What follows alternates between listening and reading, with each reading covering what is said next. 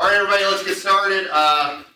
First off, my apologies again for having the pre-recorded lecture on Tuesday. I was telling everybody right before class, so I'll say it again. I actually found out Monday evening that my participation in the event that I was going to be in at Tuesday was canceled, but I didn't think it was right to email everybody and say, hey, guess what? That event or that class that we canceled, yeah, let's go ahead and do it at 8 o'clock in the morning the next day. Let's go ahead and have class. So I just said, let's just roll with it. Although I'm guessing, given your festivities after this class, you're probably hoping that I pre-recorded this one, right? But I will do my best to make class as painless as possible today. We might make it quick, although we've got two problems that I don't want to say are kind of heavy, but they might take a little while. They should be very familiar, is what I'm hoping. Let's talk about logistics. Attendance grades are up to date. One thing I will ask, if you're going to miss class and whatnot, just let me know. I had, and I don't know if it was this class or another class, but I recently got one of those university excused absences from somebody from like January 10th. I'm like, just if you're going to miss class, just let me know, because then I have to go back and fix the attendance and whatnot. Like, I don't mind to do it, but it's a little easier if I know about it as it's rolling. In terms of the homework, I know we're a little bit behind on grading, but my TA said he's going to try and knock out a lot of this over the weekend. And all the outstanding solutions, other than 3.2, is posted. But I've extended the deadline of homework 3.2 to midnight, again, because I know that there are some festivities, so I didn't mind to do that, but I am still collecting it today. Homework 3.3 is going to be a science day. This is your last homework before our celebration next week. I'm giving you the solution right after it's due, so I'm not going to accept any late submissions for homework 3.3. It is short, though. It's only one problem, so I tried to accommodate that a little bit. We talk about indeterminacy today. Tuesday, we review. Thursday, we celebrate. Any questions? Everybody good? Okay, so before we begin, I'm curious. I know we did have a pre-recorded lecture. I know some of you are still working on that homework. But does anybody have any questions about power-torque relationships? Hopefully, you found it was pretty straightforward. If you understood basic torsion, it's just really just one more formula. Well, two more formulas, but it's just units is the difference between the two. Does anybody have any questions about it? Hopefully, that was a pretty short and straightforward lecture. I'm guessing there's a few that still haven't watched it, because when I said the homework was extended, you're like, I'm going to watch that after 11 o'clock today. Acting like I don't know things about stuff. I know things. All right, let's talk about indeterminacy and torsion. So, if you remember our discussion of axially loaded elements, we introduced the concept of axially loaded elements, and then we said, okay, what does mechanics of materials give us that statics did not? I mean, beyond just the ability to relate applied loads to resulting deformations and stresses and strains and all that jazz. It gives us the ability to handle problems that are statically indeterminate. Now, in order to do that, we do need to understand the relationships between, in this case, applied torques, the resulting stresses, the resulting strains, and the angle of twist. And I would argue that other than the formulas being a little different, like instead of dealing with areas, we're dealing with J's. Instead of dealing with elongations, we're dealing with angle of twist. I think that torsion and axial loads are very similar in how they're treated and how they're handled. And so much so that the two problems that we're going to do today, I think you're going to find some very striking similarities to what we did before. So hopefully this lecture goes pretty quickly. So just like with axially loaded elements, when we have indeterminacy in torsionally loaded shafts, we're going to deal with two types of indeterminate problems. Those that are externally indeterminate and those that are internally indeterminate. So internally indeterminate members would be like a composite shaft. And so I'm just curious, if you had a composite shaft, so what I mean by a composite shaft is like a solid core and a pipe surrounding it. If that was the case, where do you think you'd put your stronger material? In the solid core or in the pipe? The pipe. Why? That's where your stresses. That's where your highest stresses are, and that's 100% right. So our first problem that we're going to do is going to be a 2.5 inch diameter composite shaft, and it's made of a 2-inch solid aluminum core surrounded by steel. So it's aluminum in the middle and it's steel on the outside, and that makes sense from an engineering perspective because when you're dealing with torsion, you want your best foot forward, if you will, on the outside. So you want your strongest materials on the outside. And this is a sentiment that you'll find reflected in all sorts of engineering applications. So for example, one area that we're going to talk about later is composite beams. We're going to talk about elements being bent. And typically when you're looking at flexural elements and they're being bent, let's say they're being bent this way, you want your strongest materials either on the top or the bottom. The stuff in the middle can kind of be like your weak stuff. How many of you have ever been to a church, a ski lodge, a place that had big, large, laminated timber beams, where there are these timber beams and they look like these little layers of timber strips that have been pressed together. If you actually look at the species of wood that they tend to use for those elements, you find that your really, really good wood is on the top and bottom. And your sort of shoddy wood, if you will, is the stuff that's in the middle, because the bending stresses aren't as high in the middle as they are on the outside. Just kind of like what's going on with here. We put the aluminum in the middle, we put the steel on the outside. Okay? There was that problem that we had on the last homework assignment, 3.1, where you were given a solid torsional shaft, and you were asked to drill a hole in it, right?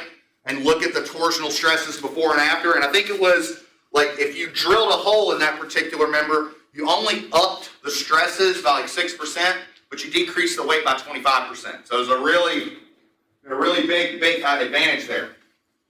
Okay, enough talking. So we're going to have an indeterminate problem that's internally indeterminate and an indeterminate problem that's externally indeterminate. And while it's torsion, I think you're going to find a lot of similarities between this and this. So let's get right to it. I will try and expedite the problems as much as possible. I know you all have stuff going on. I can respect that, but we are still going to have class. Okay, so what we've got here in this problem is a 2.5 inch diameter composite shaft that's made of 2-inch diameter solid aluminum shaft surrounded by steel. So let's see if we can draw that out a little bit. So let's see, here's the aluminum core surrounded by steel, as it were.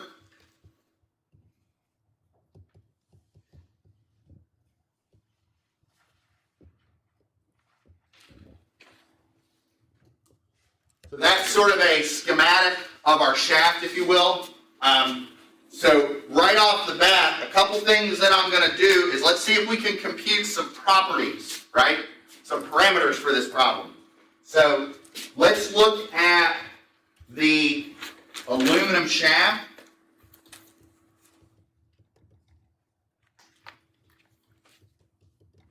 So we have a G value that's given as 4 times 10 to the 6th PSI, which is 4,000 KSI. I'm just going to use some smaller terms there, if it's okay. And we have J, which J for the aluminum shaft is going to be the J for this central component. So remind me, what's the formula for J? It's pi d to the 4th over what? 30, here we go. So this case is going to be pi times 2 inches to the 4th over 32, which for this ends up being 1.571 inches to the 4th. Then for the steel shaft,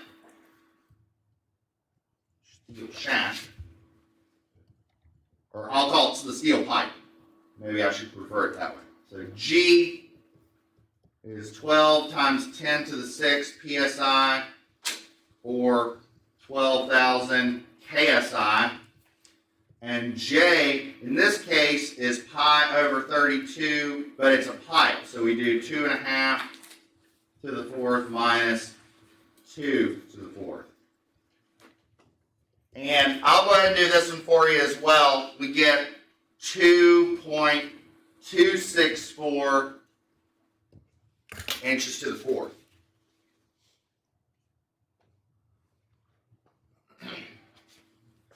So you can, I haven't done the math, but I think eyeballing it, probably the aluminum is actually more material.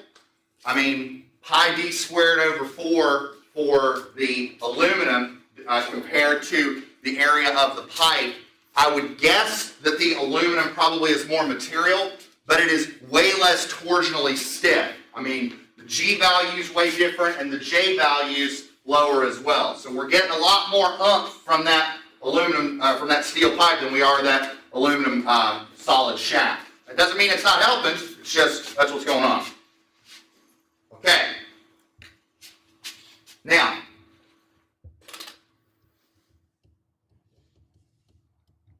so let's see what's going on here with this problem.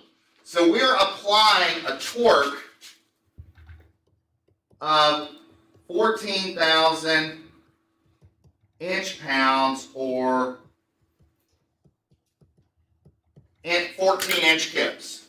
So we're applying that to the composite shaft. Okay? Now, we have two equations that we're going to solve for this problem. Now, let's relate this to the composite column that we did together. If you remember, we had a composite column. We had a column that was like a brass core and an aluminum sleeve, something like that, or maybe that was vice versa, I don't remember. And we took that column and we applied an axial load. Let's say the axial load was 10 kips, I don't remember. We said, I don't know how much is in the aluminum and I don't know how much is in the brass, but I do know that if you sum up the force in the aluminum and the force in the brass, you get 10 kips, right? So it could be 5 and 5, it could be 6 and 4, 7 and 3, we just know that they sum up to be 10. So I propose that equation 1 is that the torque in the aluminum plus the torque in the steel is 14 inch kips. Sorry. Or TA plus TS is 14 inch kips.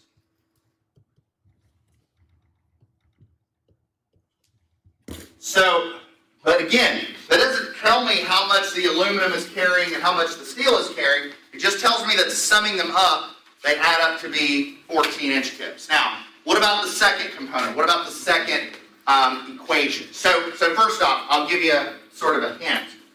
This first equation comes from static equilibrium. Static, get ahead of myself.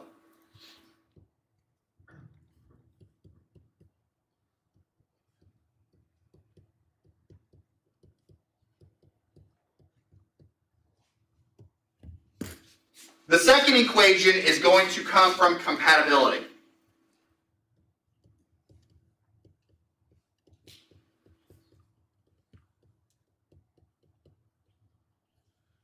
So let's see if you can help me out with this. Let's relate it to the column that we did with axial loads. Remember, we had the aluminum and the brass column and we loaded it, we squished it.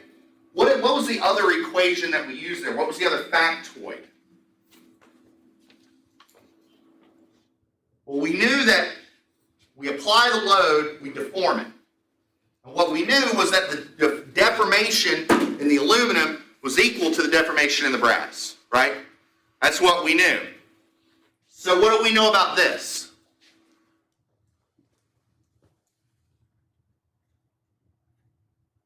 What are we doing? We're taking an element and we're applying a torque. So when you apply a torque, what does it do? Exactly.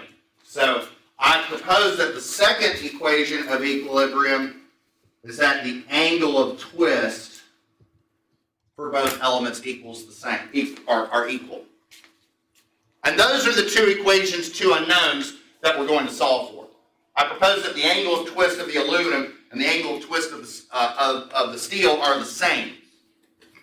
So those are the two equations that we're going to solve. Does that make sense? All right, so let's do a little bit of checking. Let's see if we can figure out.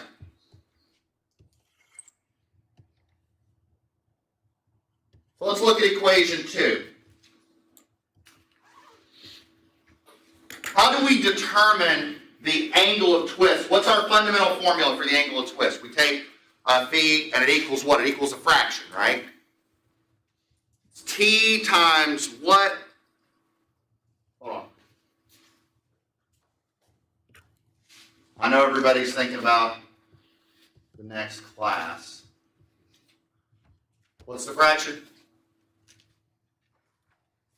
I'll get you started. TL over what? GJ. There we go. Right?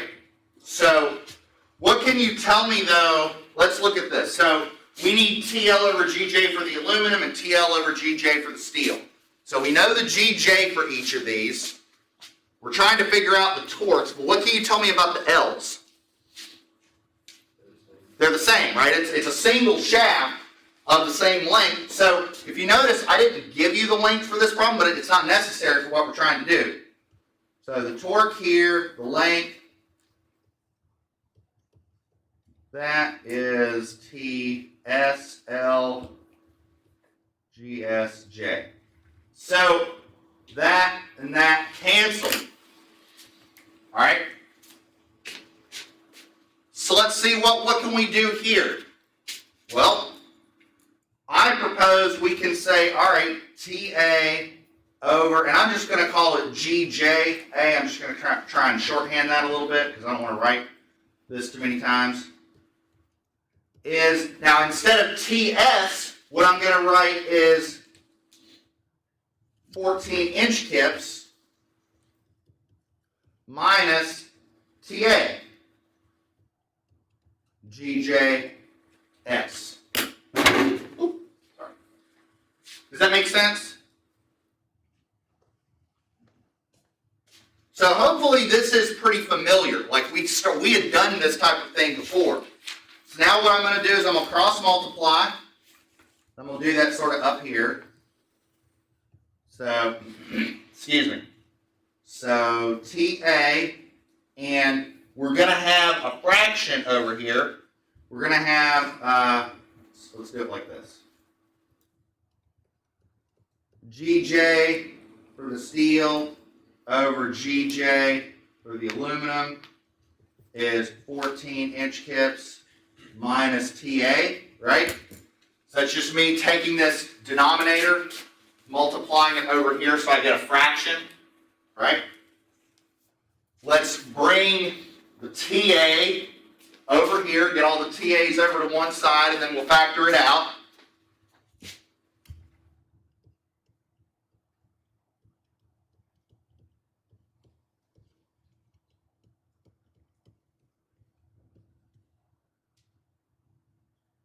Oh, hold on. Getting ahead of myself.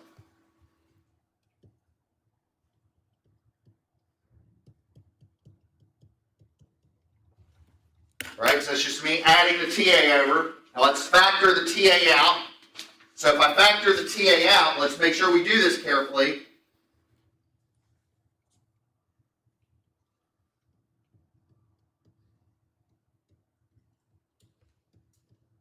I'm going to have a plus 1 over here, right?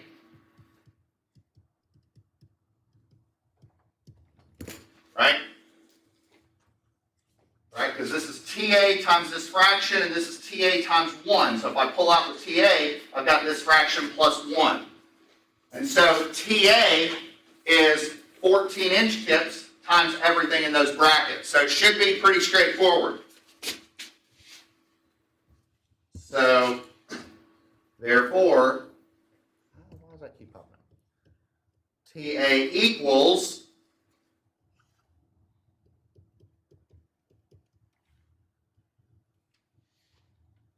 hold on.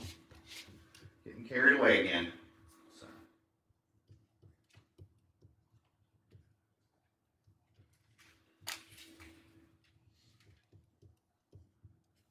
So that's going to be our computation. So all we got to do is plug and chug. So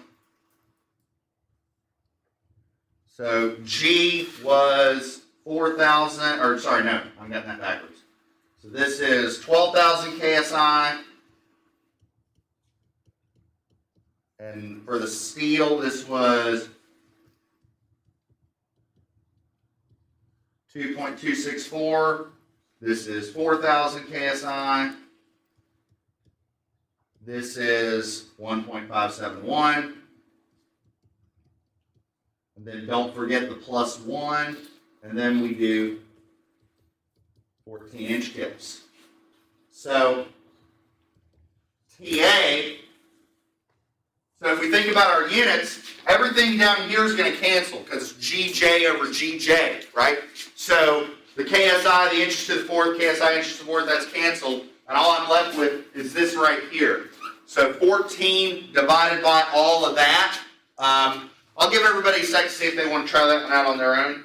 You should be pretty comfortable with doing this type of calculation on your own, I would say. Hopefully.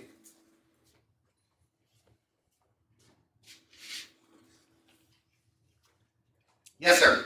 3.24. 3.24. Anybody else get that? I got something different. Very possible I made a mistake. I'm a human being too, but I got 2.6295.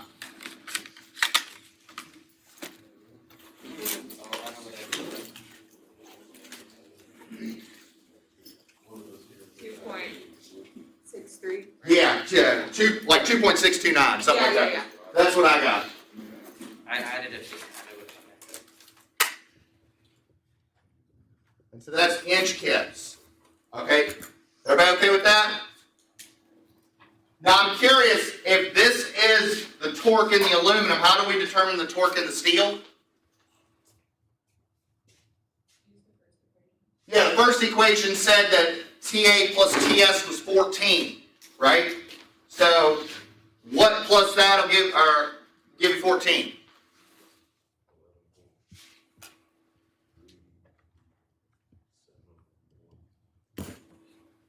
I get the feeling you did not bring your Casio FX 115ES Plus or similar scientific calculator. What's that? Is that right? All right. One thing that I want you to get a gut feeling for, okay, and this is really important. Do you remember a while back how I said that stiffness is a magnet?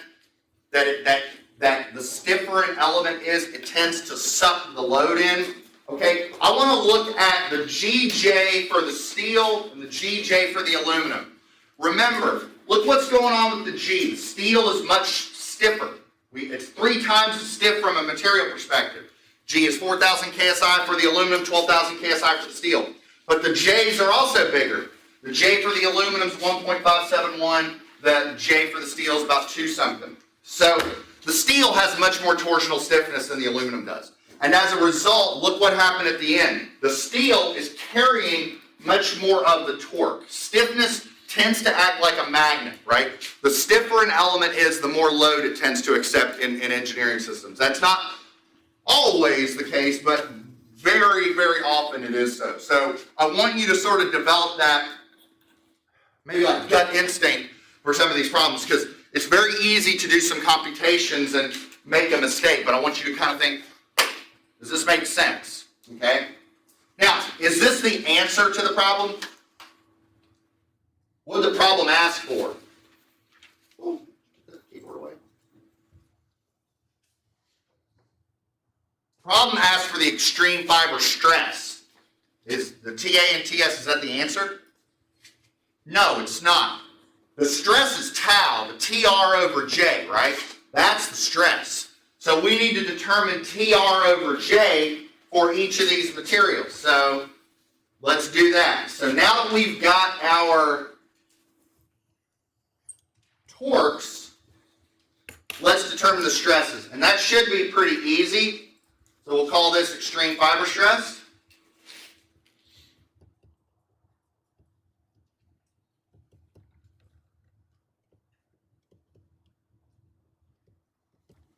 So we're using our tau formula. Tau is TR over J. So let's look at each material. Let's look at the steel over here. So the T is 2.629 inch kips. The torque here is 11.371. Now the R in this case is D over 2. Now for the aluminum, we had a 2-inch solid shaft. So in this case, the R value is 1 inch. And R over here, call it outer diameter over 2, in this case is 1 1/4. And then J over here, J is 1.571. J over here, 2.264. So therefore, this should be pretty easy. Tau for the aluminum and tau for the steel is just that times that over that. That times that over that. And so I will help you out with that. When you chug that out, you're going to get 1.674 and 6.277. Can somebody verify and make sure I got that right? At least for one of them. Make sure I didn't mess anything up. The first one, correct. Okay. Now the units in this case are, well, the units in this case are KSI. So if you want them in PSI, just multiply by 1,000.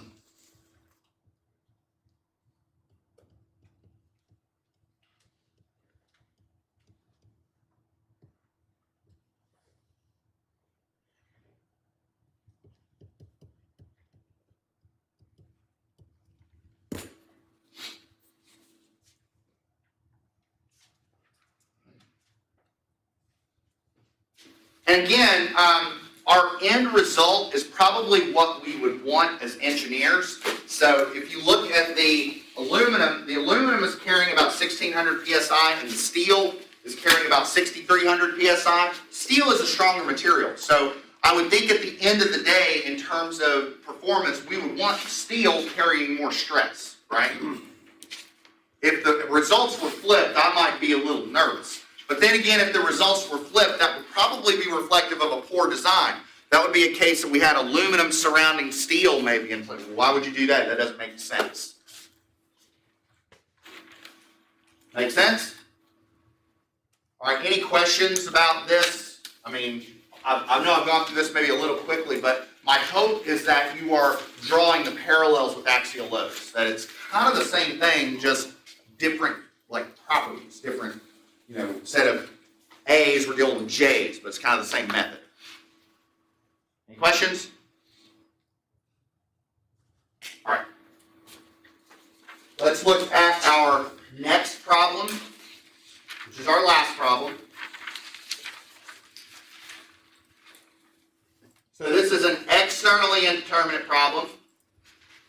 So remember, external indeterminacy occurs when we have a situation where our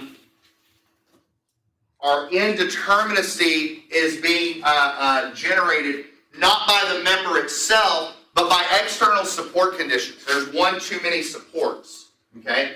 Now, I will do my best to sort of simplify some things right here at the onset.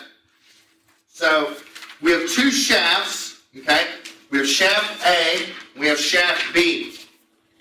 Now, so we'll say shaft A is this shaft, shaft B is this shaft, okay? So, maybe if you want, what we'll do is we'll say, let's call this AC, CB. I don't know if that helps. Okay. And what we were given is a lot of properties for these shafts. Now, I want you to get into the habit with some of these problems and especially during homeworks and exams, because I want time to sort of be on your side, as the Rolling Stones used to say. If I have a shaft, so for example, I have a shaft that's made of steel, and this is a torsion problem. I gave you the diameter of 2 inches. I want your immediate reaction to be, I need J. This is a torsion problem, I need J, right? I gave you a 2-inch diameter shaft, so if D is 2 inches, what is J? It's pi d to the 4th over 32, right? In this case, that is 1.571 inches to the 4th. And in this case right here, J is, and again, I'm just using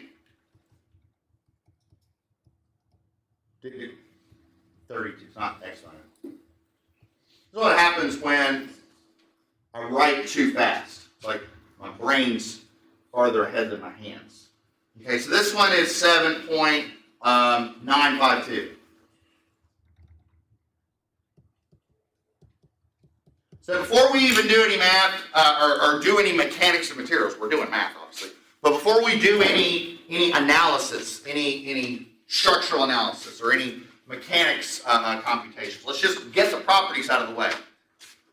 That's sort of one instinct I want you to develop. Can you guess what the other instinct I want you to develop is based on the data you've been given? Compare G, D, and L and tell me, like, what do you think we ought to do before we do anything? G is in what units? PSI. D was in inches, and what was L in? So what do you think we ought to do? Let's just convert it to inches right now. Don't mess around, okay? Like, that's just do it, okay? So this is,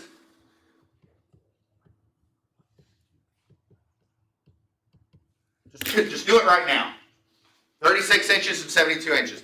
I don't want you to, like, and I'd argue this is a class where the unit, the dimensional analysis is much more critical than it was in, say, statics. Because in statics, we were just dealing with like forces and distances. And as long as everything was consistent, the unit analysis at the end of the day didn't really matter. And that's the case with statics, it's probably the case in dynamics. But in here it's a little different because we're going from like forces to stresses to strains to deformations, and we have section properties and all of this. And in engineering land, it is common to express different quantities in different units.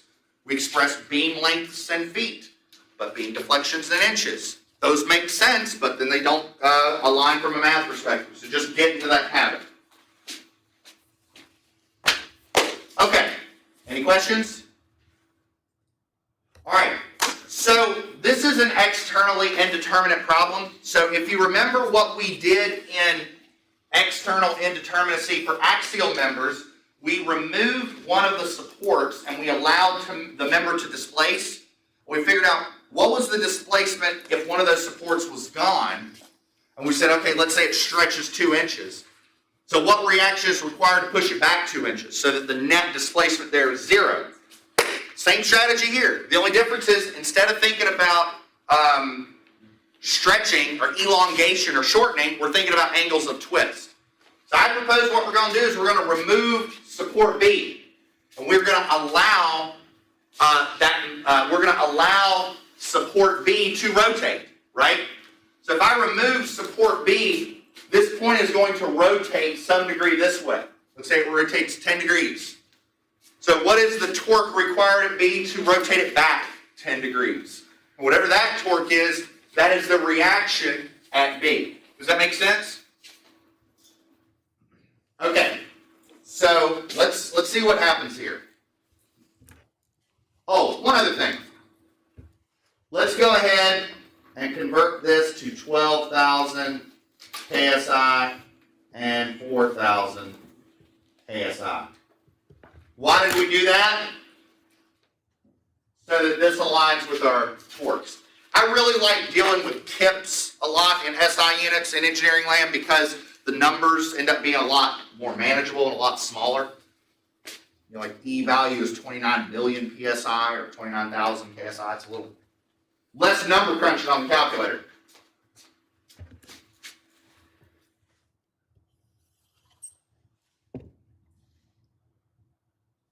I know that some of you are thinking, numbers, calculators.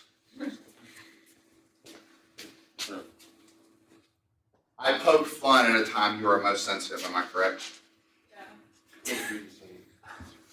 What? I said I was doing the same. My teaching numbers just went down. Okay. So step one, we're going to assume, man, I'm telling you, my brain is ahead of my hand. Or my hand's ahead of my brain. Assume. I'm doing it again. Assume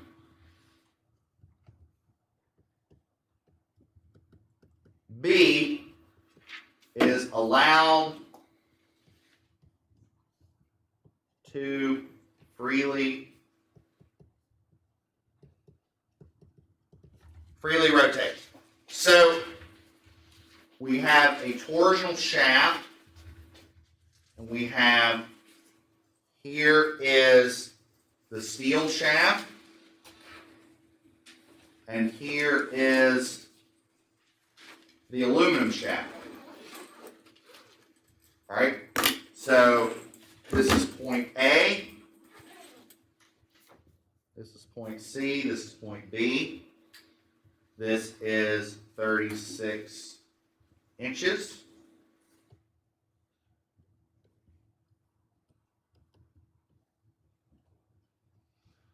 This is 72 inches. Okay, so we are applying a torque, and remember this notation, we do it like that. We are applying a torque of 10 inch kips right here, okay? We are allowing B to freely rotate, okay? So if I have 10 inch kips rotating this way, then from an equilibrium perspective, the torque here needs to be 10 inch kips in the opposite direction, because that's the only place that can withstand it. So we'll call that the reaction at A is 10 inch kips that way. Make sense? Right? So I'm curious. Okay, let's see if we can pay attention to this. So how much torque is inside bar AC?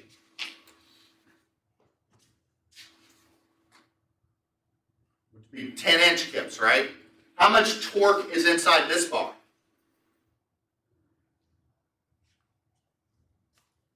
Let me ask it like this. Here's a pencil. I'm going to clamp the pencil right here. I'm going to grab the pencil in the middle and twist, right? So this back end of the pencil is getting twisted, right? It's getting torqued up, if you will, torqued up. What about this end? Nothing's happening to it, right? It's just going along for the ride, right? It'd be like if I was stretching it, right? If I grab the pencil and I yank it right here, this part of the pencil could potentially break, but this is just going along for the ride, correct? So I propose for this case that the torque in AC is 10 inch kips and the torque in BC is 0. Right? Does that make sense? So here's my point. If B is allowed to freely rotate, then I propose that the rotation at B is the sum of all my TL over GJs, right? Which in this case would be the torque here, or the angle of rotation here plus this.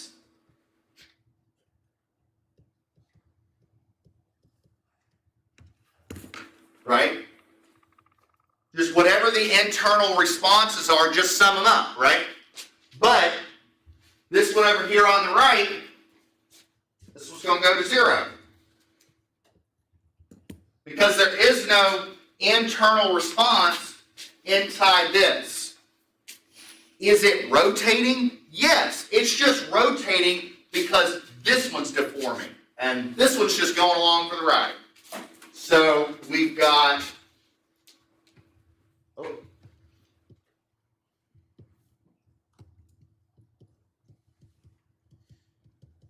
10-inch kips, 36 inches. Remind me, is this part the steel shaft or the aluminum shaft? This one right here. Because this is the one that's carrying the torque. Is this steel or aluminum? Steel. So that means that the G is 12,000 KSI. This is 1.571.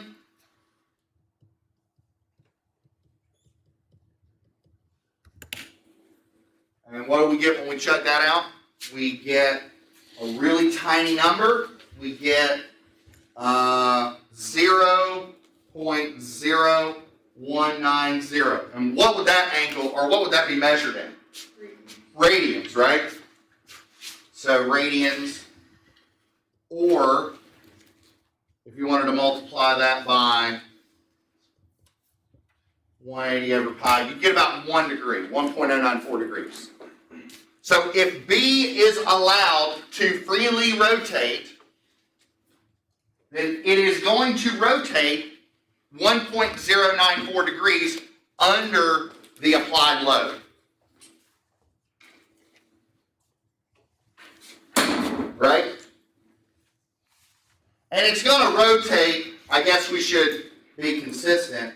Hold on. It's going to rotate that way, right?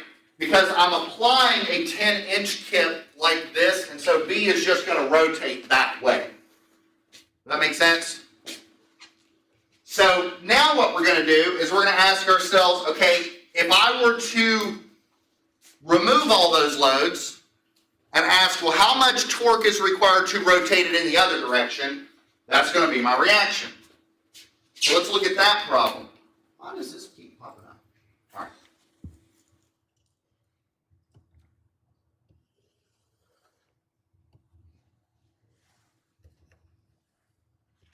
Say, determine TB such that theta B is 1.094 degrees that way. So in this case, what we've got, I'm telling you, this is a keyboard thing. So in this case, we've got sort of the same problem.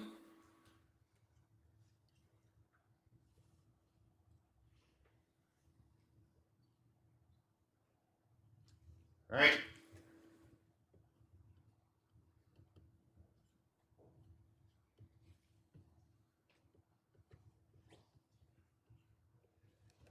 And in this case, we're applying a torque this way of TB. Now, I don't know how much that is, right?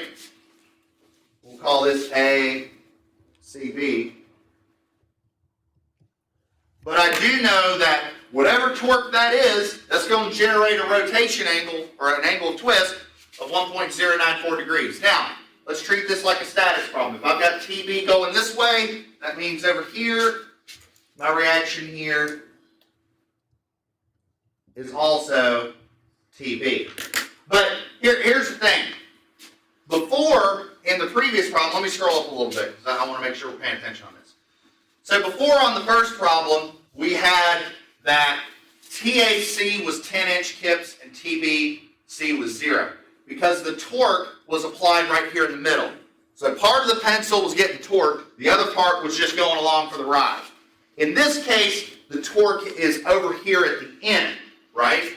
So I propose that both bars are seeing an equal torque of TB, right? Like for example, if I cut a section and look this way, I see TB. So TB going that way, TB's got to go the other way. If I cut a section and look this way, I see TB. So for this case, TAC is TB and TBC is that end torque. So now we're going to have the same formula, right? We're going to have BB is this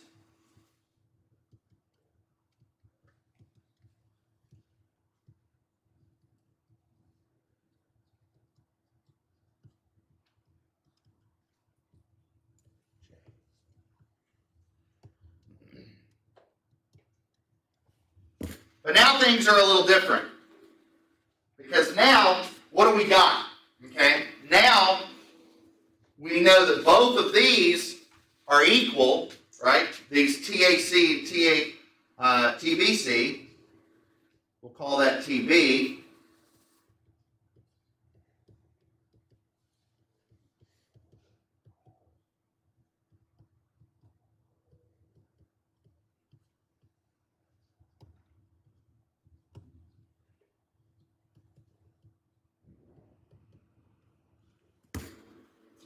But before, we were trying to figure out what the angle of twist was. Now, we know what the angle of twist is. We're trying to determine what TB is such that we achieve this angle of twist. Now, what I'm going to do is instead of using 1.094 degrees, because I'm going to end up having to convert to radians anyways, I'm just going to say 0.0190 radians. And now it becomes an algebra problem, right? Because for both bars, I know the G, I know the J, and I know the L, the G, the J, the L, I know all that. I can factor out the TB and it actually becomes pretty straightforward.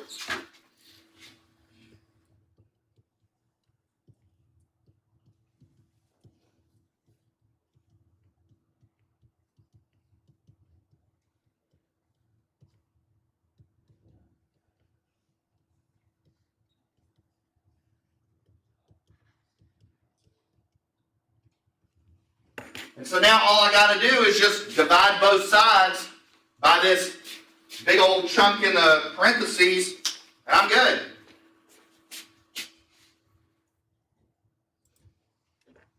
So, therefore, TB is 0.0190 radians over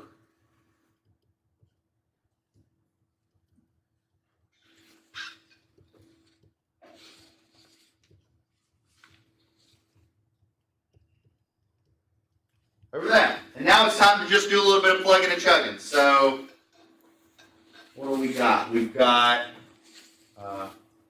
36 inches over 12,000 KSI times 1.571 inches to the fourth plus another fraction. This is 4,000 KSI. This is 7.952. And this is 72 inches. And that is all under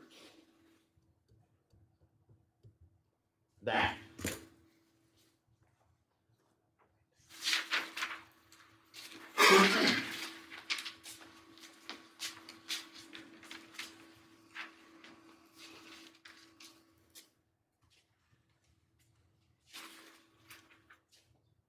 And so, what do we get for this?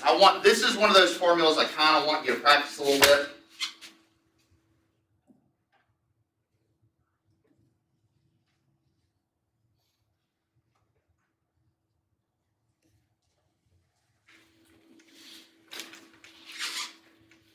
So we'll say like 3 decimal places.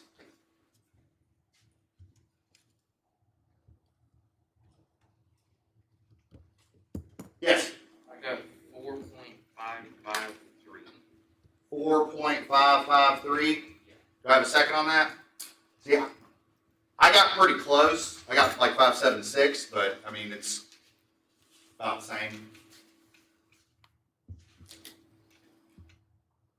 Anybody else? How are we feeling? Okay, so we'll go with that, inch tips. So, how do we determine TA? Let's go back to the original problem. Let's scroll up here.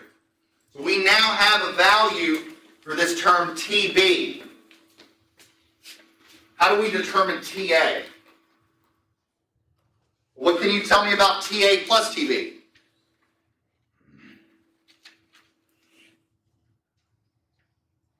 TA plus TB has got to equal what? 10. Yeah, the 10-inch kips, right? Because if we apply 10-inch kips of torque in the middle, the two reactions have to respond with the torque in the opposite direction. right? So TA is basically just going to be 10 minus that.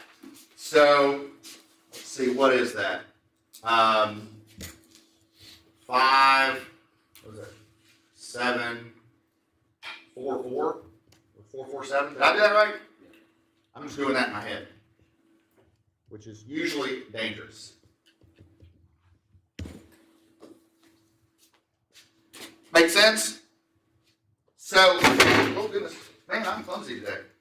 Maybe I drank too much coffee. Maybe that's what it was. So, we'll say final conditions.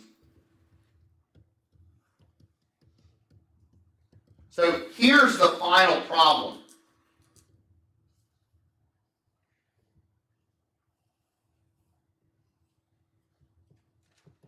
So, we have a torsional shaft that's resisted on both ends, and we're putting a 10-inch kip torque right there, and over here at B, we're getting a response of 4.553, and over here, we're getting a response of 5.447. So, the beauty of these two numbers is that they satisfy the equations of equilibrium, right? We have 10-inch kips going this way, and we have a sum of 10-inch kips going that way, so we've satisfied static equilibrium, but those are the magic numbers such that the rotation here is 0. And by default, the rotation here is 0 as well. But what we're interested in for this problem, as is the case with just about every engineering system design problem, is we want to know the stresses, right? Because the stresses will ultimately tell us whether or not the system is performing safely, right? Typically, we have stress limits for our safety and strength performance, and we have deformation limits on our service performance. So what we got to do is look at our internal stresses. So this is, keep in mind, A, C, B. So looking at the final problem, right, TAC is going to be 5.447 inch kips, right? Because here's the thing. If I cut a section and look this way, I've got 5.447 this way, I've got to have 5.447 that way. So the amount of torque inside the shaft is 5.447, and over here, the amount of torque is 4.553.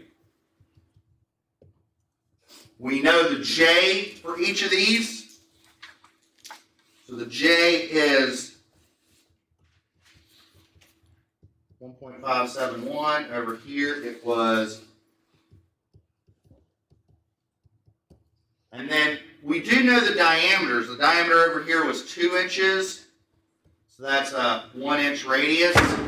And then diameter over here was 3 inches. So the radius is 1.5 inches. The reason why that matters is because ultimately what we're trying to do is use our fundamental stress formula. So we've got the T, we've got the R, we've got the J, so TR over J, TR over J.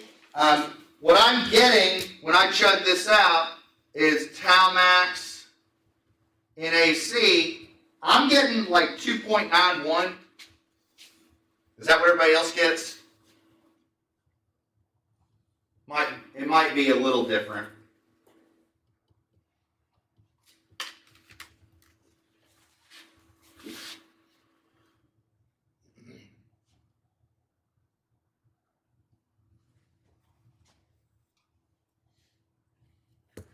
What'd you get for this one? So TR over J and TR over J, what'd you get for the first one?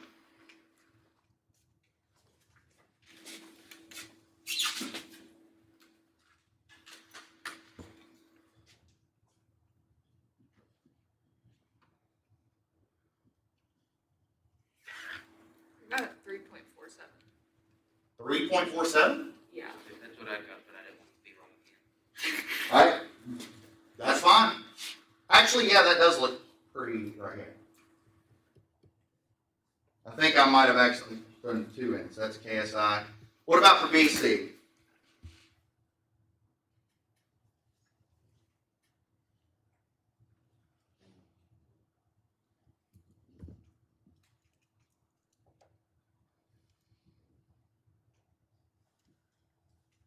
Yeah, you're right. I don't know what happened there. For BC, I got 0.859. 0.859.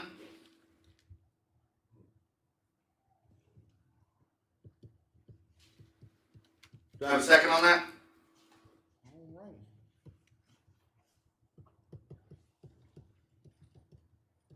So, just to be clear, are we getting a result that conforms with the sound engineering design? I mean, we do have a shear stress in the steel that's about 3,500 psi compared to a shear stress in the aluminum of about 860 psi. So in the end, the steel is experiencing more stress, which is what we would expect and maybe even kind of want, right? Because the steel is a stronger material.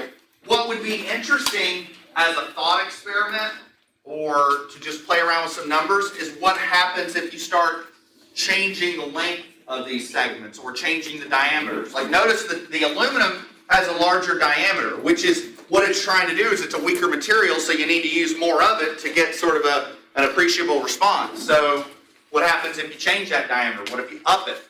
Like if you change the properties of one shaft, you are going to get a change in the response of the other because it's a composite system. So sort of an interesting thought experiment. Now I know everybody's packing up to get ready for their celebration, but I do want to ask a question and then we'll call it. But after a couple of answers, but any other questions about this?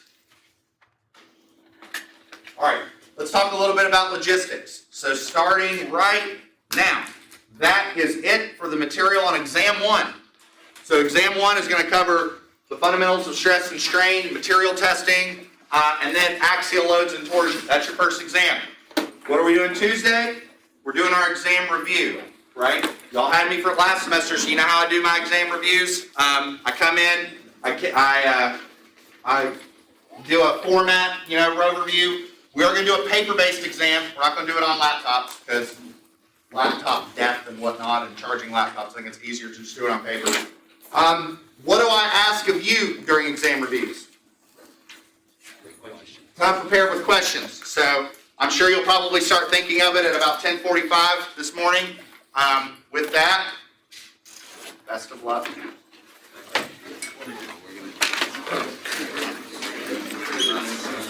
One more thing. I will put up code. Everybody needs it.